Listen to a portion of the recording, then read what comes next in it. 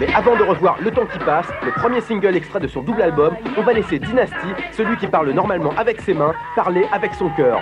Car si Dynasty est aujourd'hui reconnu comme un des parrains du rap français, ça n'est pas seulement à cause du disque qu'il vient de sortir. C'est aussi parce que, depuis presque 10 ans, il incarne les vraies valeurs du hip-hop, paix, amour et unité. Et lui, en plus, il pense vraiment à mettre ses actes en accord avec ses mots. Son disque est mortel, mais ses propos sont d'une douceur et d'une franchise rares. Alors une fois de plus, Dynasty sur le micro de la Rapline.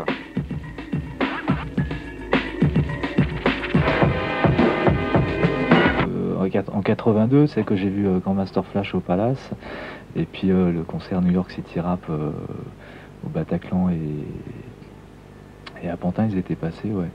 Et donc j'ai commencé, j'avais déjà une petite platine, bon je m'en suis acheté une deuxième, je me suis acheté une petite table de mixage, mais à l'époque il n'y avait pas même pas de pré-écoute, pas de crossfader, donc j'ai essayé de faire mes mix comme ça, et puis après un micro, après une petite boîte à rythme, et petit à petit comme ça. Puis bon, j'ai mis quelques années avant de pouvoir me payer les Rolls Royce du DJ chez Technics, quoi.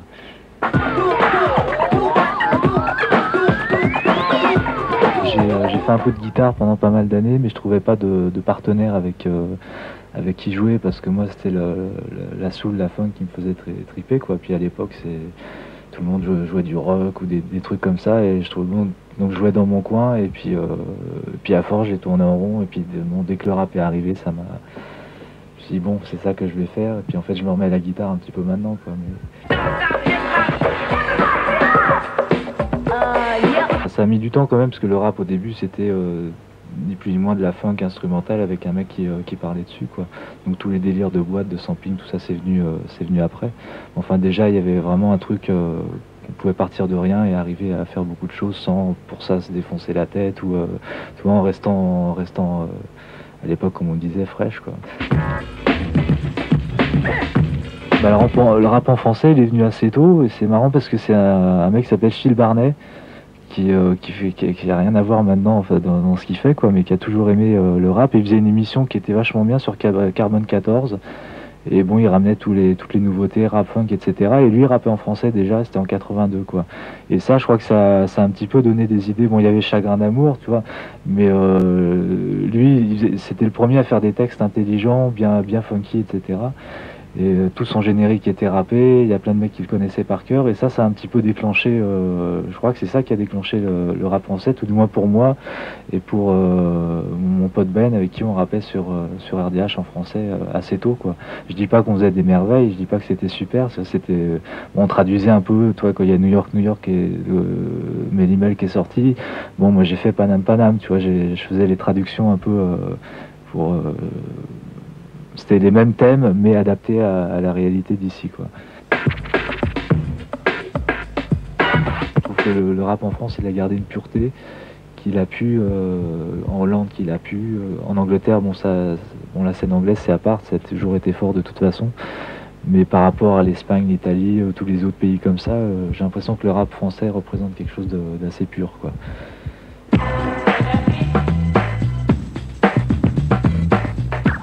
Moi je suis assez déçu par la plupart des concerts de rap, parce que les mecs se font pas vraiment chier, et c'est vraiment, ils prennent pas de risques. D'ailleurs souvent t'as des trucs qui tournent sur bande ou date, bon, ce qui est pas un problème si de temps en temps tu débordes de ça et que tu fais un peu de freestyle, quoi. Mais la plupart, bon, les DJ font vraiment des scratchs poussifs, alors que bon, sur le disque t'entends des trucs incroyables, mais plutôt que ça saute, tu vois, il va pas prendre le risque, il va y aller tout doucement. Alors que bon, c'est mieux même si ça saute, on préfère quand même un disque qui est vraiment un disque culte pour moi, c'est ça, Magnum. Et c'est un vieux. Moi, ce qui m'éclate dans la soul, plus ça va, plus j'aime la soul, quoi. Mais c'est vraiment trop.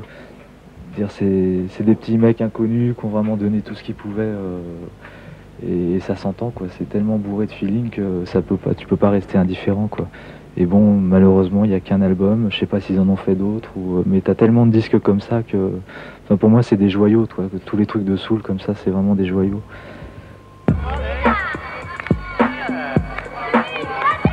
C'est pas pour les collectionner, quoi. C'est juste pour la musique, et puis pour les faire partager surtout, quoi. Je pourrais pas juste les acheter pour les mettre sur une étagère ou Faut que je puisse les faire écouter soit à la radio, soit dans des parties, ou soit... mais faut qu'ils les faire partager, sinon les disques ils n'ont pas d'histoire, quoi. Faut qu'ils aient un petit vécu. Moi j'aime bien voir un disque qui a des grosses traces de doigts dessus, parce que je sais qu'il a servi, que je m'en suis servi en boîte, qu'il a fait danser des gens, et donc le disque il a une histoire, quoi.